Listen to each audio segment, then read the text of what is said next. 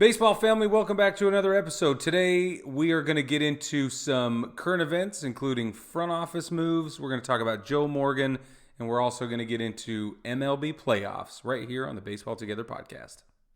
9+ Us presents the Baseball Together podcast with your hosts, Blackjack Brad and Kansas City Little Big Briggy Blue Eyes. And now, Baseball Together. Baseball family, we're really glad you're here joining us today. We have a really interesting show lined up for you. First, like we said, we're going to get into current events. We're going to lead with the sad news right off the bat. Joe Morgan has passed away, and 2020 just continues to just take and take and take, and it's doing very little giving. Yep. So the baseball community continues to lament this year, and Joe Morgan is just yet another. Yep. He is. And, it's throughout the day, you see stuff that people post on social media about Joe Morgan, current players, former players, people in the Reds organization. MLB was posting some stuff. And, one of the most famous members of the Big Red Machine, the guy was, a 2-time MVP? My screen's not loading. Yeah, 2-time MVP. But, our generation, you and I, we know him as being part of a legendary Sunday Night Baseball team with John Miller. That's right. When I think of Sunday Night Baseball, I think of John Miller and Joe Morgan. Because, A, the names just flow together so well, but the names probably flow together so well because, B, they were really, really good. I loved listening to those guys. They were. And, that is my shallow relationship with Joe Morgan, and I wish I was more familiar with the Big Red Machine. But, learning about him growing up, obviously, it's one of the teams you hear about.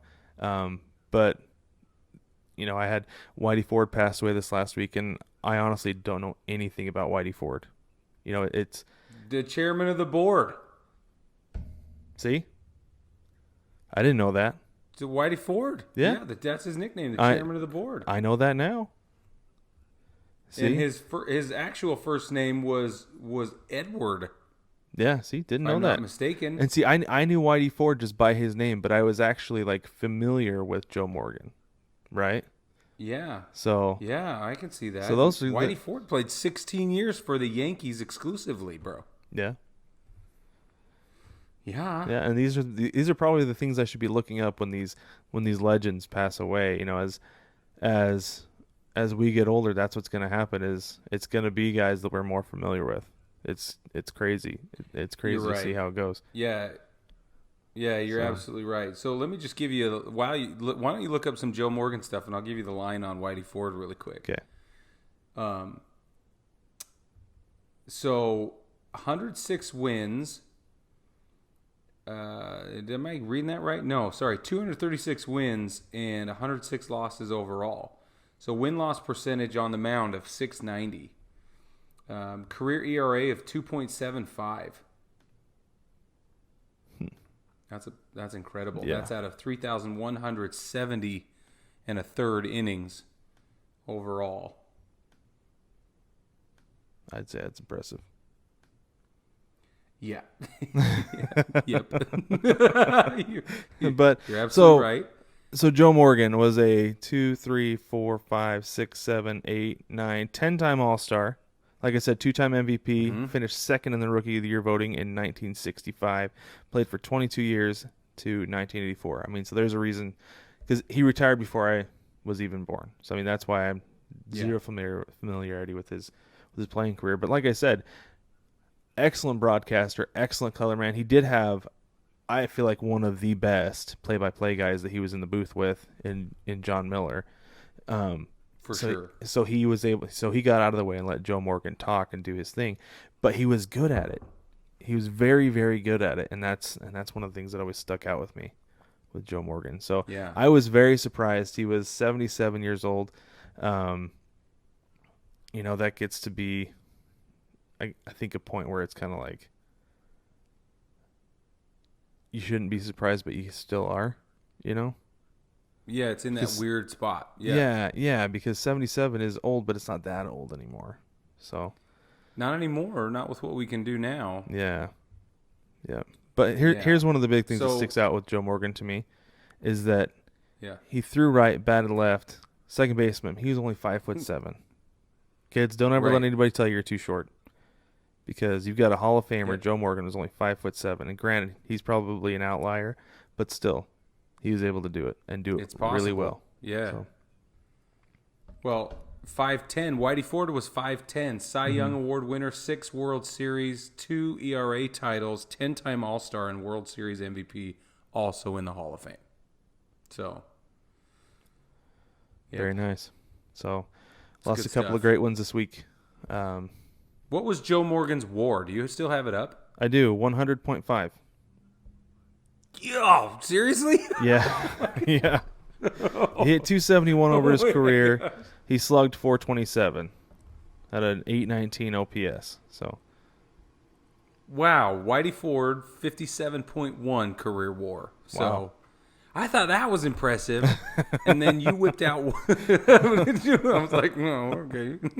Well, it helps playing for the teams that he did. I mean, I'm not saying that that's like the reason, but when you have those guys around you, it helps. I mean, because you can get on base and you can score.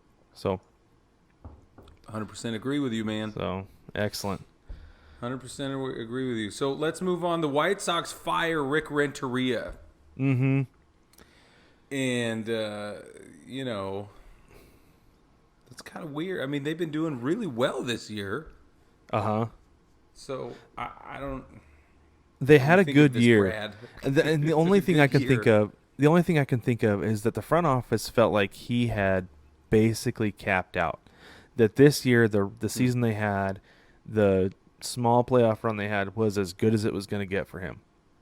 But I don't think that's the case. I don't feel like that's the case with them, because this roster had only been together for this year. Maybe give him another year with this group of guys who's put together to compete. I mean, you've got Luis Robert in center field, who is a legitimate star, and he was a rookie this year. Well, talk about Tim Anderson and Giolito. Mm-hmm. Giolito, I know. I was bid going. Just scraping the surface. You've got Tim Anderson, Giolito. They had Dallas Keuchel on that team. Like, I don't know why you don't give this guy one more year, because he obviously did pretty well with them. And in a division with the Twins, who, albeit might have been streaky, still won the division going away, because they were a good team in the regular season. Mm-hmm. So competing with that and finishing second in the division, to me, is not anything to turn your nose up at. I don't feel like they should. Well, and not to mention, it's a weird season. Like, yeah, exactly. How accountable can we really hold these people for having to be as adaptive and as resilient and as dynamic decision makers and stuff like that we've asked them to be? So I think under the current circumstances, he should have every reason, on paper anyway, to stay where he is. The problem is, it's the stuff you can't see on paper. I don't claim to have any insight into this, but this seems to be an anomaly. Something's going on with the culture. Something's going on with the, maybe there's a personality conflict or something like that. And it could be at the front office. It could be in the clubhouse. I don't know. But this is an X factor situation in my mind. The way I'm reading this, it doesn't make sense, like we've said, on paper, for them to take an odd season with the right team and then say, thank you very much, go away. Now, see, this is the thing that I thought was really interesting about it, was because Rick Hahn, the GM for the White Sox, said, "You'll not hear me, nor do I suspect anyone within the organization share with you anything negative about Ricky Renteria in terms of factors in this decision." That it doesn't seem like it was a personality thing, a leadership thing, that they liked everything he was doing. But it says, Hahn said, this is off ESPN.com, it says, Hahn said that Renteria and the front office has spoken for years about how the final stages, quote unquote, final stages of the White Sox rebuild will go. And, maybe it was just a difference of opinion with the final stages, that, maybe Renteria thought we need one or two more guys, and that's why we didn't get past the wild card round this year. Or maybe the front office is like, no, these are our guys. These are the guys who are going to lead us to a World Series. So I don't know. And I don't feel like if you're good, what's one more good player? Maybe two more good players, Like, right. I don't feel like you can have too many good players. So, Right.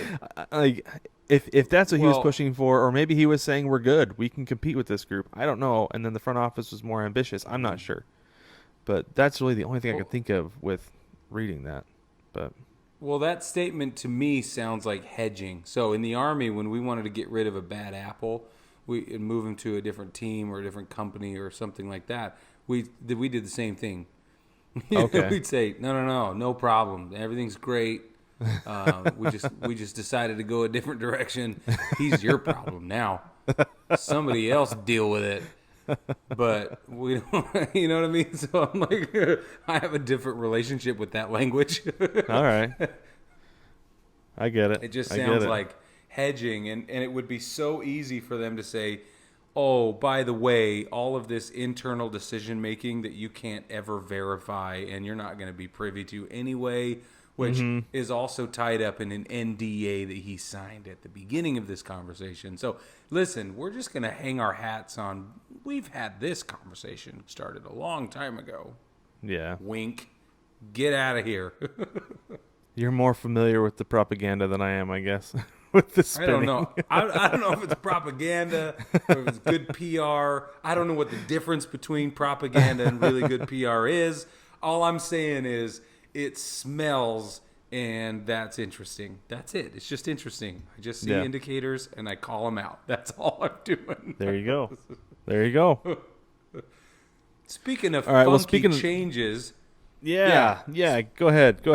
Let's talk about Billy Beane. Because this is complicated.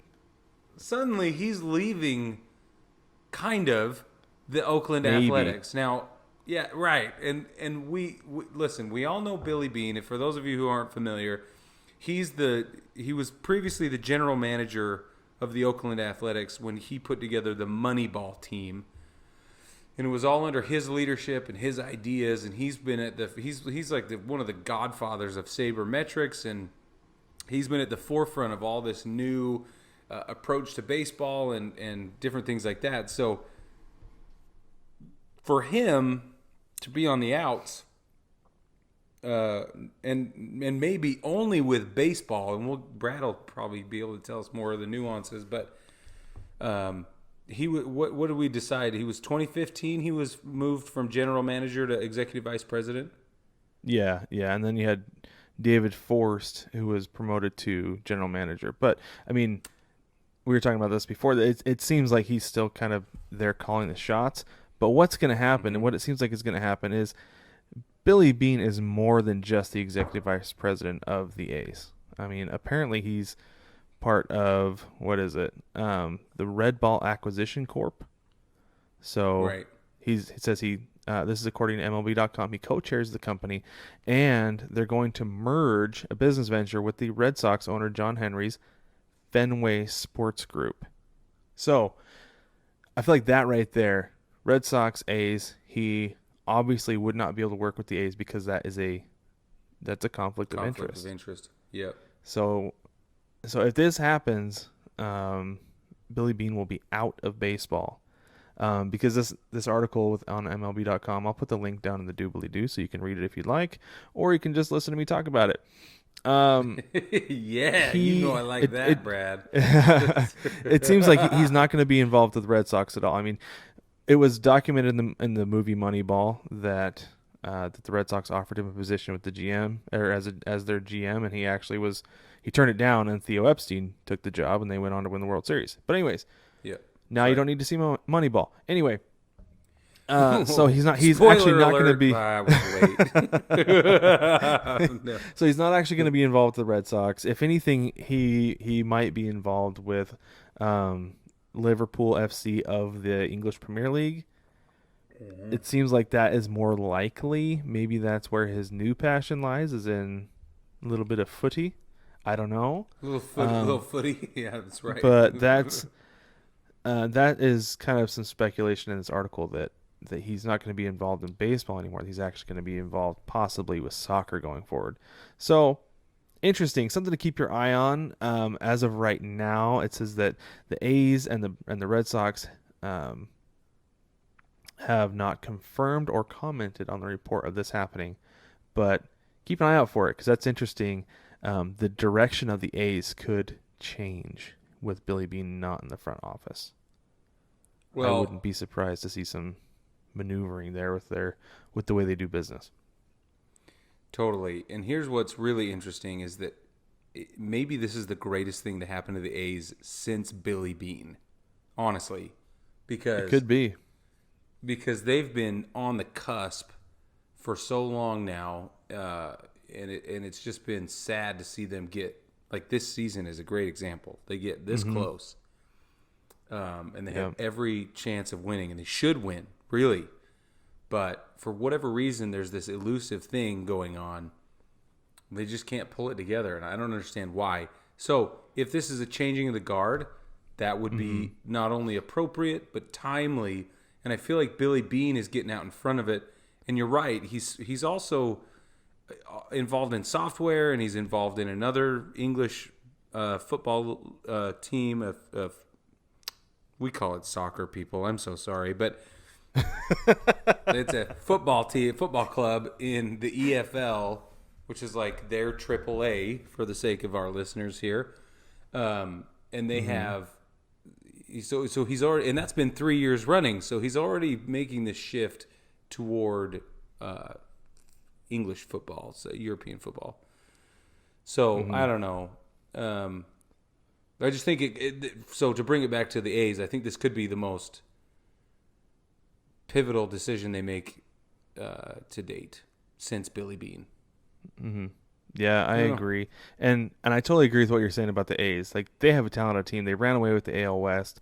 Like, it was never really close because they were very good. And who knows, maybe they'll actually make an effort to bring in a superstar when they think they can compete like this year, because they didn't bring anybody in, which I get. You don't want to mess with the chemistry.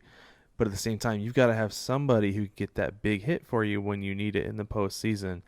And they had a bunch of young guys who couldn't do it. So just go with me down this rabbit hole. Let's go through the looking glass for a minute, and let's imagine what if Luke Voit had not been traded to the Yankees? What if he had gone from St. Louis to Oakland? Let's just imagine this, okay? Just and there's a million examples, but this is just the one that came to mind off the bat. Like, that is potentially the X factor they've been looking for. Well, could you imagine him in the same lineup with Matt Olson and Ramon Laureano?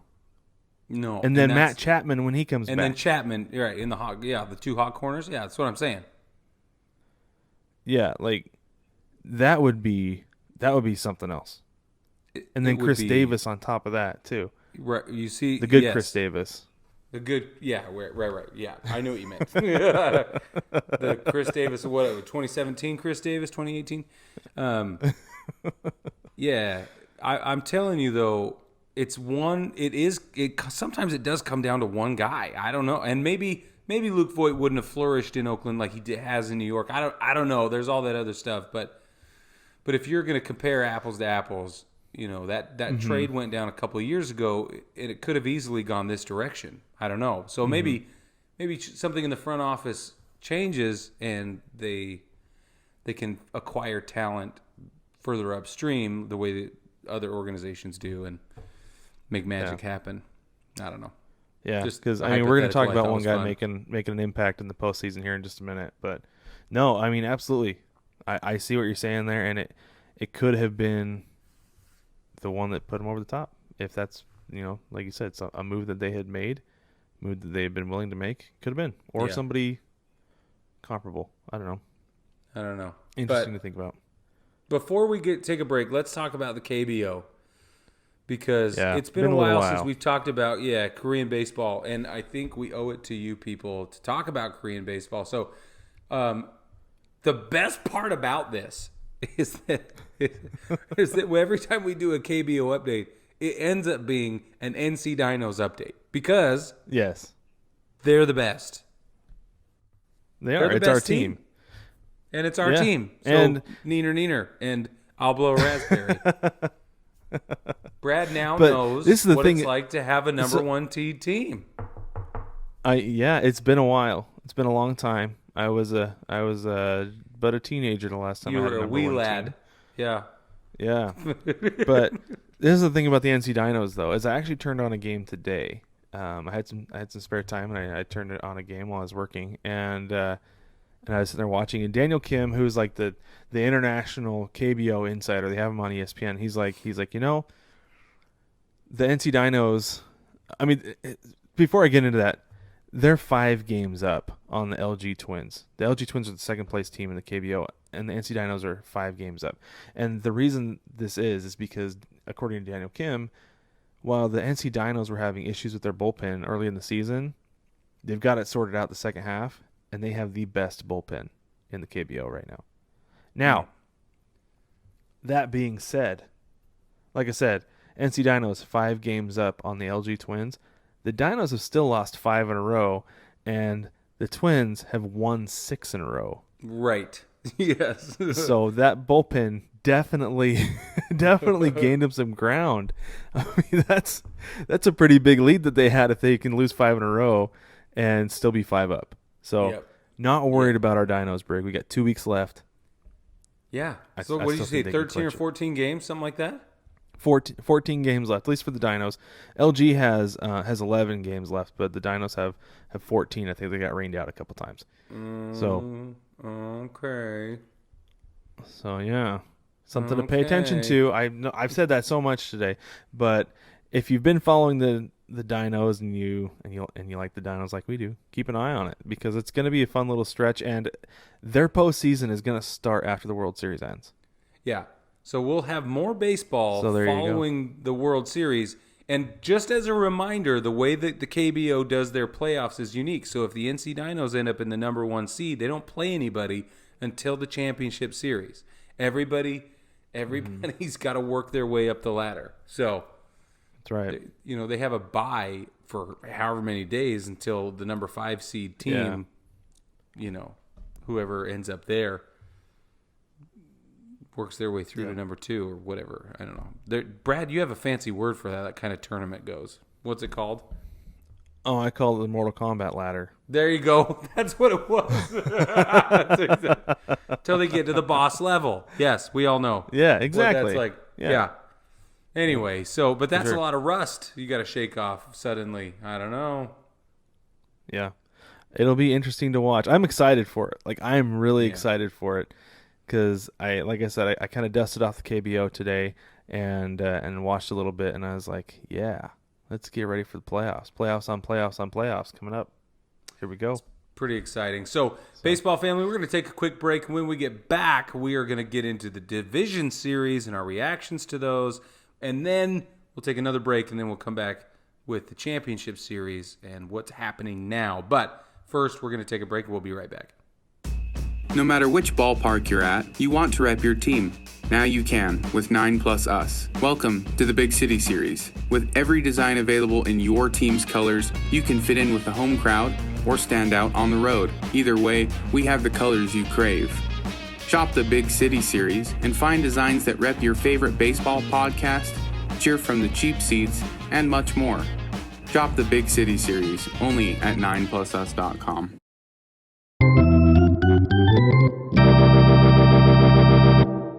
Welcome back, baseball family. We're going to talk about the Division Series. We're going to start in the National League. But, Brig, before we do, I mean, looking back on these series, the best, I mean, I can only describe it like they just felt, it was underwhelming is the word that I think describes them best because, I said last week, I was so excited. I love a 5-game series. It's a ton of fun. And then they're over before we knew what happened. No days off.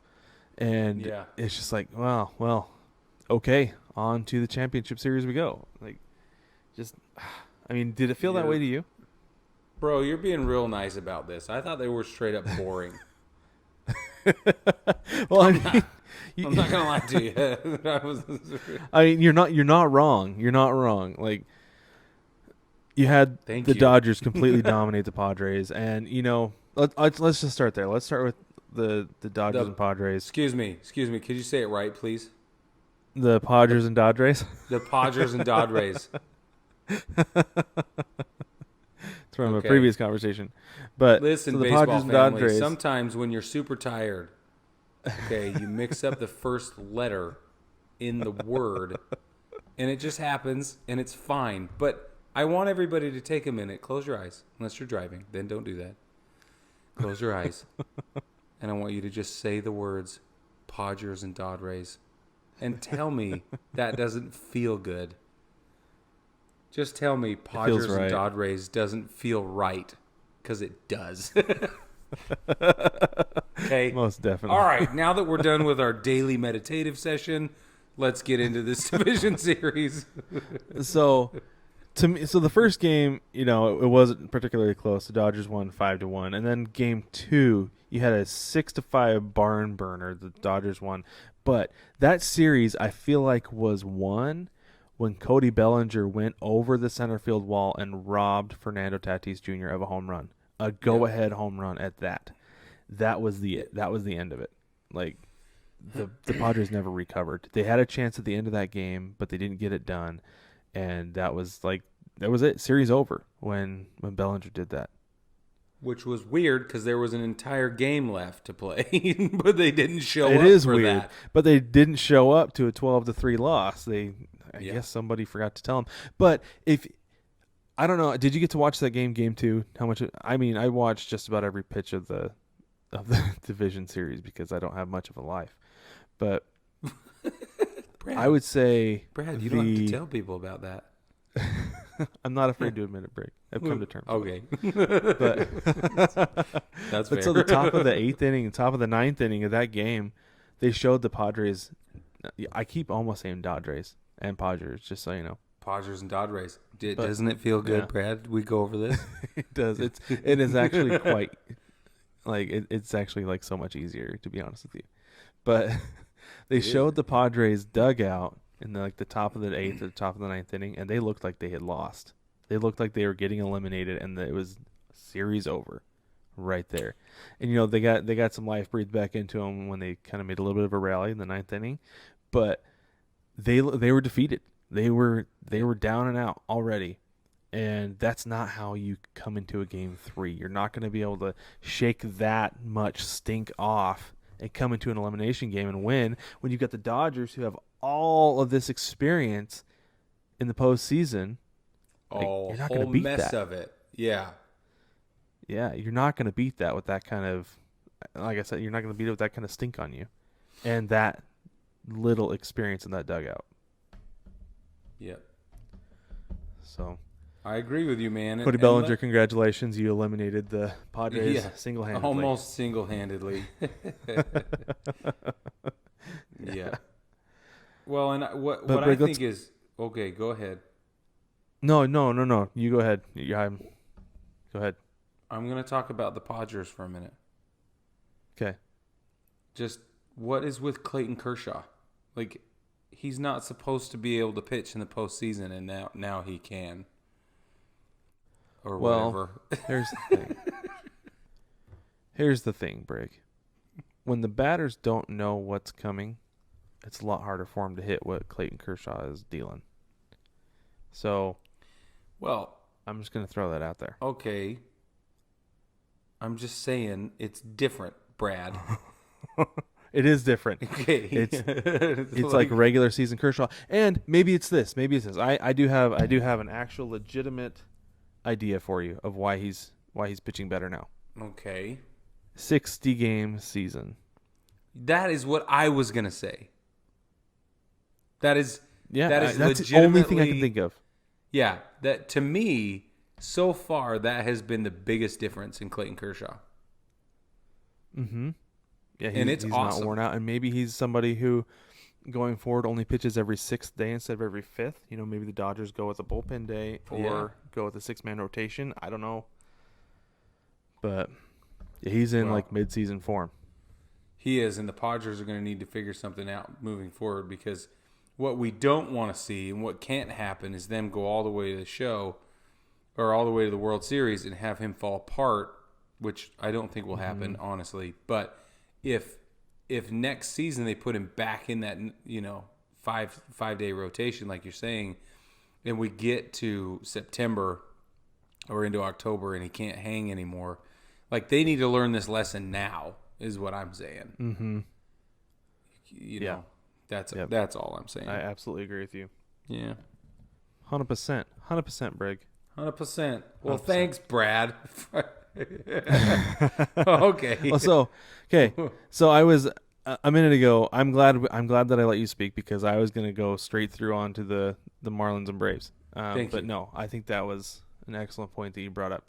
But no, let's talk about the Marlins and Braves. That was quite possibly like one of the most dominant performances by the Braves. Well, the word you were looking for is boringest. Well, yeah, boringest, but also incredibly dominant. No, and the Braves I have agree been with you. to this point.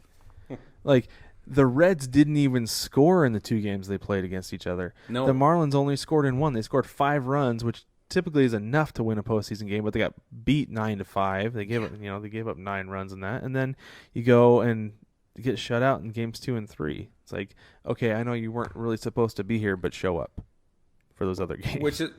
And they really have only allowed 5 runs in the entire postseason through the DS, through the Division Series. Yep. It's shocking. Now, they're not playing yeah. teams that put up a huge numbers anyway, so we got to give them that. But at the same time, they are shutting people down. And what's so funny about the Braves is going into this season, all we could talk about was how cautious and worried we were going to be about their pitching. And now, clearly, things are good. Well, you lose one of your top guys in Mike Soroka. It's like, uh-oh.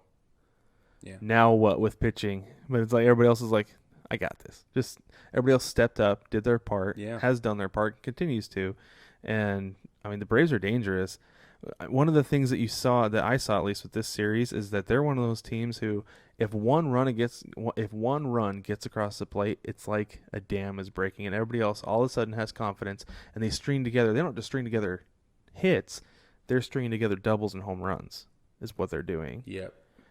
I mean, we saw the same thing with the Dodgers. That's why they beat the Padres 12-3 in Game 3, because it was like there was just an explosion of scoring all of a sudden. It's happened in Game 1. It's happened in Game 3 with the Braves. Is that they're stringing those together, and it's like it's just a barrage of runs, and it all happens in 1 inning, maybe 2, and there's nothing anybody can do about it because of that pitching. So through the Division Series, here I got this line on it right here. This is again from baseballreference.com. The Division Series Atlanta Braves, out of 101 at-bats, they scored 18 runs with only 26 hits.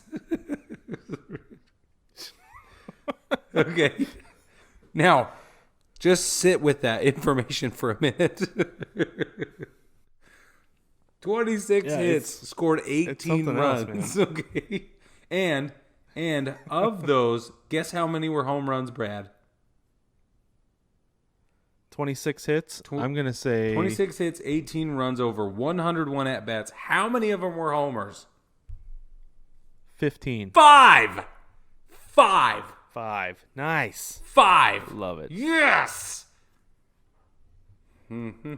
It's awesome. That's all I'm saying. Fan freaking tastic. Mm-hmm. Small ball. How you win in the postseason. Small ball. Yep. That's how you win. And you know what? All the articles I'm seeing, all the headlines are like, if you want to win in the postseason, you'll hit home runs. And I'm like, you don't understand baseball, stupid face. Sorry. Well, because I agree that home runs are not an insignificant portion of the game. I got it. I know. Are they run producing? Yes. Right, Did Giancarlo Stanton just have a heyday this postseason and will probably retain his contract for no reason whatsoever except for this last handful of games that he finally decided that his bed was not too firm or too soft, but it was just right. And now he decided to show up and hit home runs, and then I'm so frustrated. And we'll get to that. Or do you want to do it now? Do you want to talk about that now? We just have to. We have to. Because then they lost, Brad. They did. It's true. They lost. But that's the thing, is that was by far the absolute best series. It was of the division series. It was, and because it went you had all the Yankees 5 win games. 9-3, Rays win. Yeah, it did. Yankees won 9-3, Rays won 7-5, Rays won 8-4, Yankees won 5-1, and then Game 5 it comes down to the bottom of the 8th inning, and Chapman again gave up an elimination home run. This one wasn't a walk-off just because of the inning and the situation, but it might as well have been. But still, he gave up a home run. It might as well have been because I didn't see any Yankees going up there looking like they were confident enough to put a run across. No. So no. It's crazy to me though to think that it's the Rays. Gosh, I keep hitting my microphone. That it's the Rays who eliminated the Yankees of everybody. Yeah. Of everybody. I know. It's the Rays. I know. But they happen to be the giant killers. Well, and only by a run differential of 3. Mm-hmm. 3 runs. Now, Yeah. you can... Yeah. So you have to give credit to the long ball. Absolutely. Mm-hmm. And some of those homers that Stanton hit were just amazing. I mean, they really were fantastic. I just think we're going to have an instant gratification problem come next season. But the thing that's interesting to me is that we only get 3 run differential, and that's, you can blame small ball or you can blame pitching, and it's real easy to blame it on either, honestly, in this scenario. I'd put the blame on pitching. And I don't think you're wrong because of DJ LeMahieu specifically. Because he proves the small ball scenario works, better than anybody on that team. But you're right, the pitching was what suffered for sure. Yeah, definitely.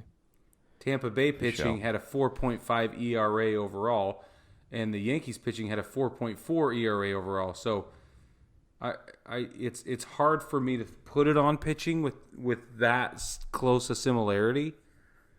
But I don't know. My thing is timing.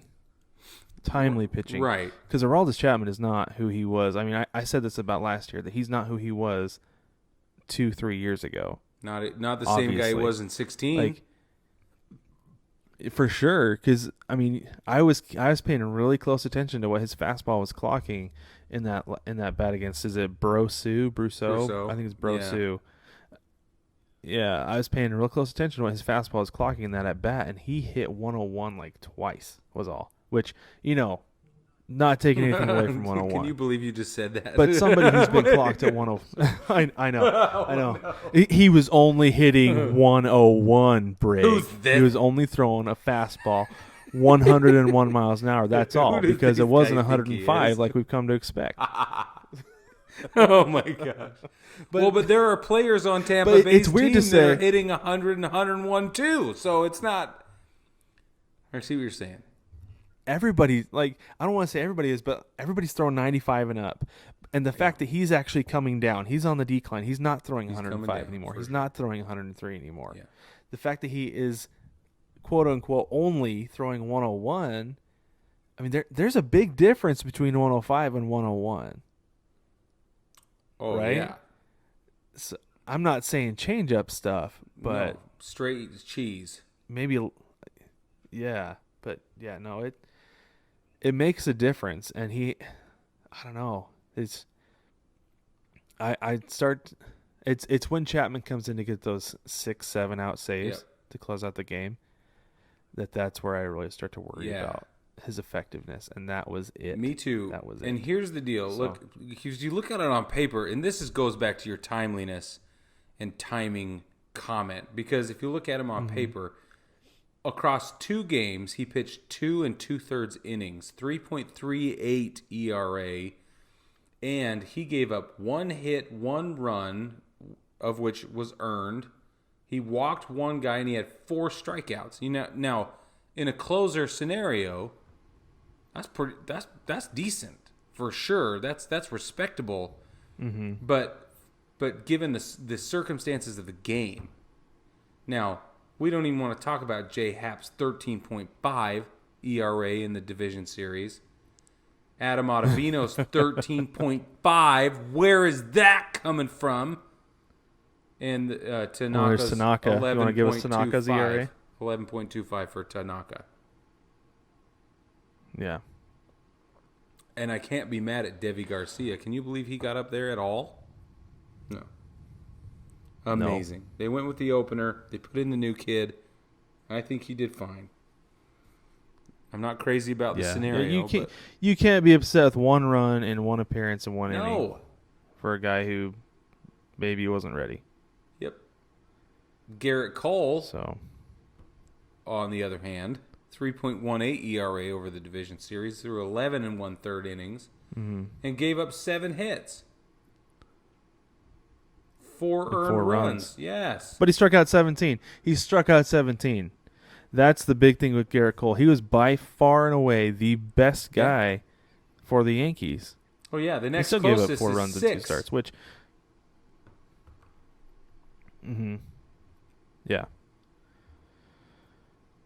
Yeah, I don't know. I think the Yankees are going to need to make some moves with pitching this offseason, though. Like, I know that the big move last year was Garrett Cole, but you've got to get in that bullpen, because bullpens, as we've seen, are really what win in the postseason. Small ball and bullpens, which is like so boring to say that. Yeah, but it's so true. We've been saying it this whole time.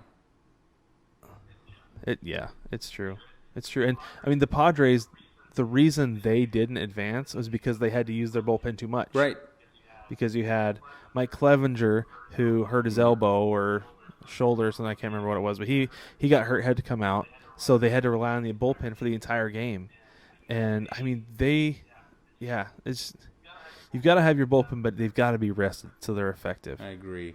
So, real quick, let's go down the road of the Astros and the A's before we take a break. So, just real quick, that was the Astros won that series 3-1. The A's, like, I didn't feel like they were particularly close. They won one game 9-7, but other than that, I mean, they lost by 5, 3, and 5. Yeah, that was game 3. It was 10-5, 5-2. Yeah. Yeah, they won with their backs against the wall, which I give credit to teams who can do that, who can take one when they need to, because obviously we saw a couple teams who couldn't do that. Hey, now. Yo. But,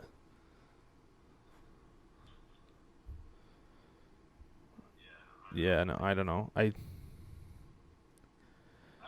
I was upset. I'm still upset that the Astros moved on. I'm upset. I'm chiming in right there with you, bro. I'm still upset. I don't know that I'll ever not be upset.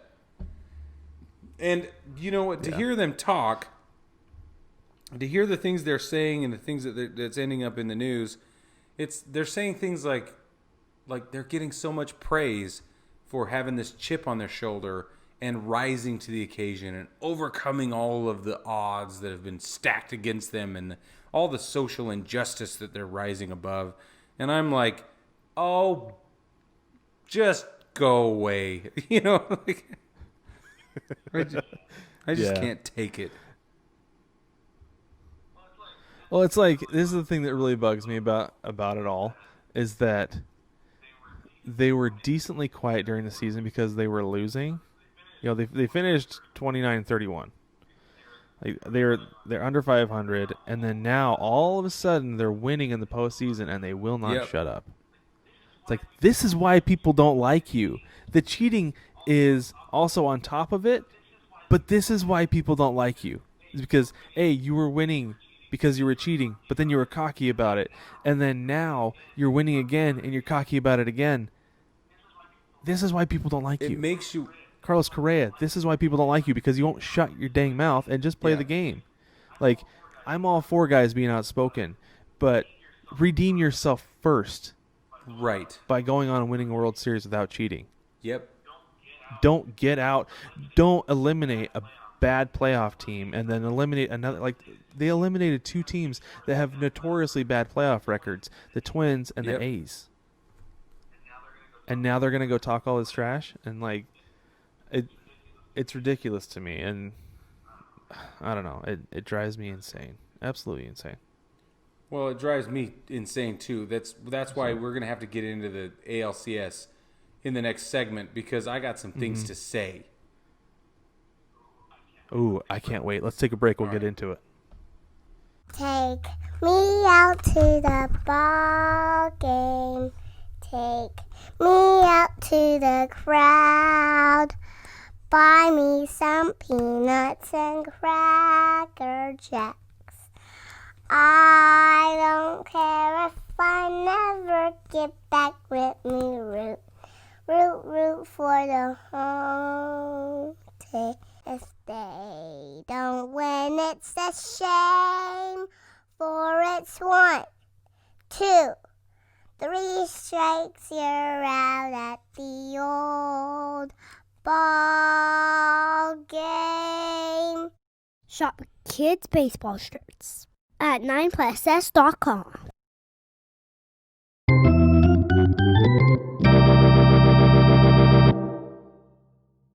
Welcome back, baseball family. And as I sort of angrily segued us from segment 2 to segment 3, I want to invite you back and talk about the Houston Astros. Brad, are you cool with that? Yeah, please do. I can't wait to hear it. So I think, listen, I can't speak for everybody in the baseball community. I don't know how you feel personally, but I'm with Brad. I'm a little upset that, that they're winning at all, and that they're producing at the level that they're producing. But what I think is really interesting is let's talk about, they've lost the last 2 games. Now, obviously, this is for me, it's Tuesday morning, okay? But it's Monday night. Yeah. On the 12th. Yeah, it's a Monday night here, but yeah. Brad's land. And, I'm hoisting the black flag here on the 13th. But so hopefully when you're getting this, you have an opportunity to hear what I'm saying before it's too late. But Houston's lost 2 games in a row to Tampa Bay. This tickles me pink. I don't really care who it was that beats Houston. I just want them to lose. And I'm sorry if that offends you. But here we go. So I looked it up. Over the last 2 games, this is very interesting to me. The Tampa Bay Rays have had 59 at-bats. 6 runs scored off 10 hits total. And there have been 5 base on balls with 26 strikeouts. Now let's move this all the way over. That puts their on base percentage plus slugging at .614. All right, so we're going to move over. Houston Astros, 69 at bats compared to the 59 in Tampa Bay. 3 runs scored compared to the 6 runs scored in Tampa Bay. Houston has had 19 hits compared to Tampa Bay's 10. Come on, 19? Yeah. 13 strikeouts is all compared to the Tampa Bay Rays have struck out 26 times in 2 games. And Houston's on-base percentage plus slugging is at .736. Now, this is a perfect example. They've lost the last 2 games. Perfect example for me of when statistics don't tell the whole story. They fall short of these intangibles and the situational dynamics of the game that you can't get on paper. And I just thought this is a perfect example. It's remarkable to me that here they are, not far from totally losing, the Houston Astros anyway, not far from totally losing out. And on paper, this is confusing. Mm-hmm. What do you think of this, Brad? Yeah, well, and I think it comes down to it. To me, it just comes down to timely hitting. Jose Altuve hit a 1-out home run in the top of the first inning on Sunday. Yeah, it's like, okay, that's a big home run, but it's also kind of inconsequential to have a first inning home run. Like, if nothing follows it up, then it's 1 run, the beginning of the game. The Rays are like, no big deal, we'll make that up in the 3rd or 4th. Right. And they did. They made it up with a home run in the 4th inning by Randy, I can't say his name, Orozarena. Yeah, there who's you go. A stud, by the way. He is. He homered to center field. And then you've got Mike Zunino, who love this guy, to be honest with you. Like, he's one of the best defensive catchers in the game, and I loved him when he was in Seattle, but man, he frustrated the ever-living crap out of me when he's hitting, because he's one of those guys who will not come through for you when it doesn't matter. Absolutely will not. And then when he does come through for you when it does matter, it's like, wow, I did not see that coming, because you're batting $150. You know, right? All of his hits come when you need them to. Yeah, exactly. Yeah. So he singled to left center, and then on top of that, Brig, you know what he did in Game 2? Tell us, Brad. He homered. Brig. He hit a home run. Like, this guy was like made for the playoffs, and he just wasn't getting there in Seattle for obvious reasons. And it's just like Mike Zunino is like coming into his own with the Rays of all teams in the playoffs of all places that you wouldn't expect somebody. I've always described him as a 4A player, that he belonged in Japan because he couldn't hit major league pitching. But man, here he is contributing for the Rays and helping them win games. I couldn't be happier for the guy. It's amazing, and part of it is just it's timely hitting. That, you know, he hit that home run in the, let's see, the 7th inning today on Monday. And that ended up being that was the winning run. Yeah, because it put him up 3-2. Or put him up 3-1. Well, but still, that was the run they needed. Well, and so his his batting average in the playoffs over the last 2 games, not the playoffs, just in the ALCS over the last 2 games, 400. His OBP is at 500. His slugging is at 1,000, and his on base plus slugging is 1.500. Okay. Who would have thought in the playoffs? Clearly, that's in 2 at-bats, so obviously the sample size is very small.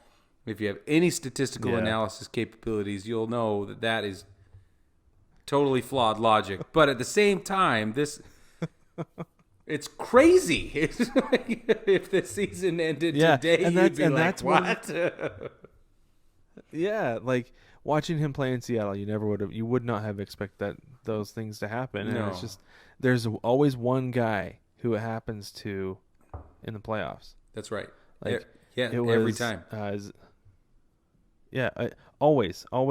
Like in the division series for the Braves, it was why can't I think of Travis d'Arnaud? Is that what it was? Yeah. Is that who it was? Yeah, I was drawing a blank on his first name, but yeah, Travis d'Arnaud was the guy in the division series for the Braves who just kept hitting. Yeah, couldn't get enough of it. That's right, and propelled him. So who knows? Maybe it's my guy Mike Zunino for the Rays in the ALCS. Well, and I'd love to see him win a World Series. I'm just saying, this Mike Zunino line, these statistics, they don't tell the whole story either. It just doesn't make any sense. No, they don't. Because there's no. They don't describe him as. Yeah, no context. Right. There you go. Thanks. Yeah. But no, and it doesn't describe him as a player. It doesn't describe him as a hitter. So it's unreal. Like, truly unreal. It's unreal. But, so, Liz, I only bring this up because in the moments where it matters, like right now in the playoffs, we hammer these X factors. We hammer the situation. We hammer the context. And it's because this is why. This is your sabermetrics. They're great. They tell a portion of the story, but it's not the whole story. They only get you so far, right? You get those intangible moments, and you get those character development stuff. You get the clubhouse guide. You get stuff like that. And this is why. This is exactly what we've been saying. So I just wanted to bang the drum slowly. Yeah. And sorry, I have to correct myself real quick. Zunino's home run today ended up being just an insurance run because Manuel Margot hit a 3-run homer in the first inning. So I knew he hit a homer today. I didn't know. I didn't really have the full context. So you're not alone. Yeah, and then did you see his catch that he had today, Margot's? No, I didn't see that either. So he ran into foul territory. I didn't see who it was who was hitting, but he ran into foul territory and he flipped over the wall onto the concourse. It wasn't even into the stands. It was an empty space. Huh. More than probably a 3-foot fall, and he caught the ball in foul territory to make a big out. Dude, so, see, the guy can't put that in statistics. No, yeah, I mean, if you watch it's one of my favorite things. If you're just watching the game cast, you see fouled out to right. Yep. You have no idea what happened. Yep. that catch energized an entire dugout. No, exactly. And should there be stands in the fans? Wow. Should there be? I told you it's early in the morning. Should there be fans in the stands? It is, yeah. That would have energized a lot of people, or it would have rendered mute even more. So both have significant impact when there are fans in the stands, but obviously, let's talk about fans in the stands for a minute. Okay. Because you've got the Braves and the Dodgers playing in Texas at Globe Life Field. Yep. And there are fans in the stands. Yep. I was watching that game tonight, and it was refreshing to see actual people in the stands. It's really cool. More than a cardboard Not cutout. cardboard cutouts. Yeah, right. more than a computer generated something, whatever that was, animation. I don't know if you can even call it that, but I don't know. Actual real life people in the stands. And I mean, talk about getting energized. There were a lot of Braves fans there. In that top of the ninth inning, they scored 4 runs. It was tied 1-1 going to the ninth, and the Braves put up 4.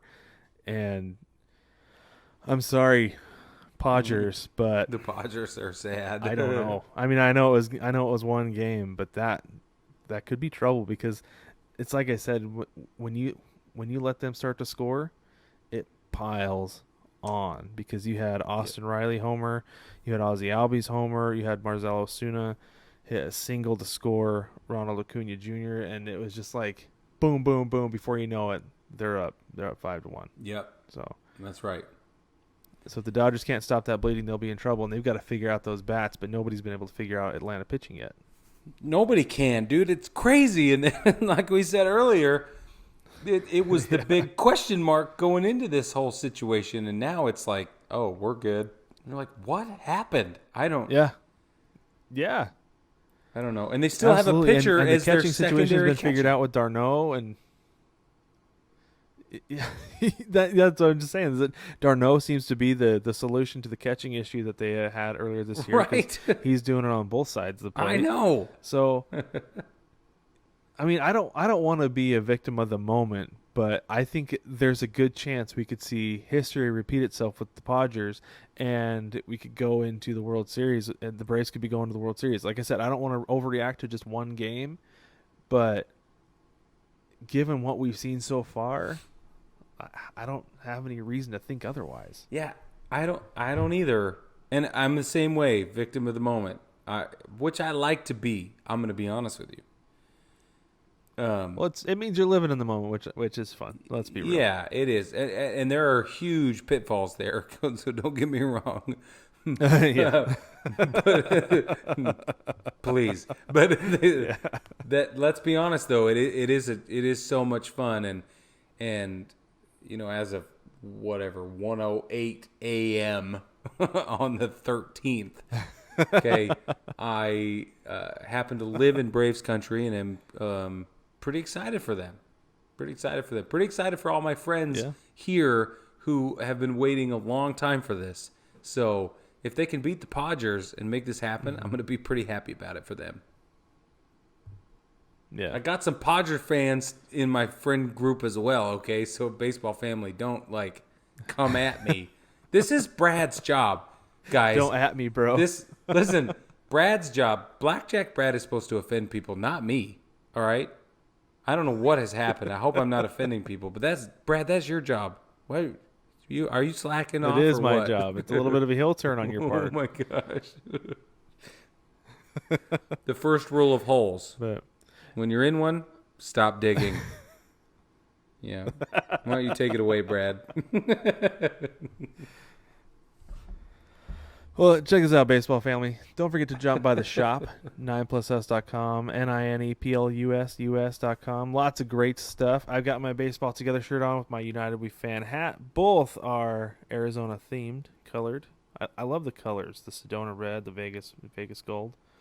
I think Brig did a good job with those.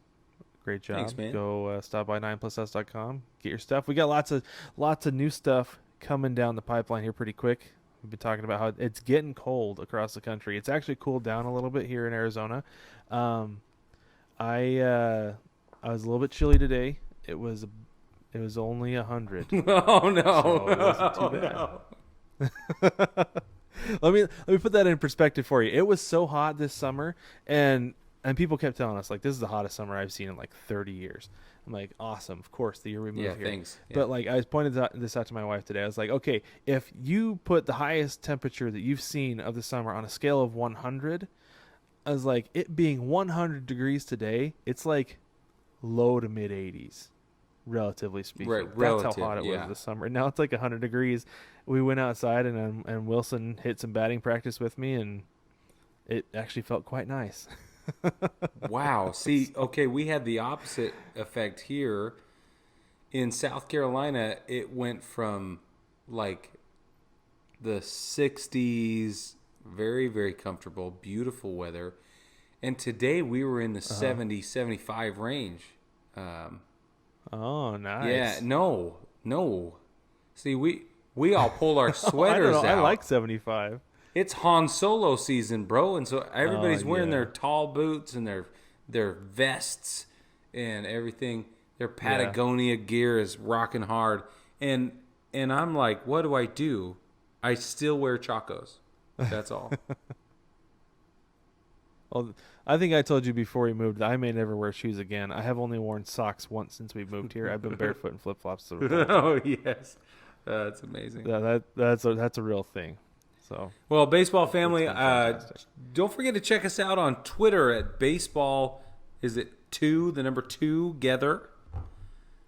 The number at 2 baseball together. Together. Also, we're available on Instagram at baseball together, and you can always drop us a line in the mailbag at baseballtogether.com. It's the best way to do that. You can always slide into our DMs, which is the most millennial thing I'll ever say, and go right, and you can submit to the mailbag. Twitter, Instagram, Facebook is also the best way to get a hold of us. For real, you can access the company's page at 9+Us on Facebook, and the best way is to go into 9+Us VIPs, which you have to request access to, totally free. We want you to be a part of our baseball family in there. We've built the best culture, and it's all based on the people we have in there. We just have a tremendous group of people. They just love to talk about baseball. They tease me mercilessly about not responding as much as I should, and I feel so terrible. So for all of you baseball family members listening, I'm so sorry that I'm chronically unavailable, but I do my very best. Anyway, with that, baseball family, we're really, really glad you joined us today. I hope you enjoyed the show. We will catch you next week for sure, and thanks for being here.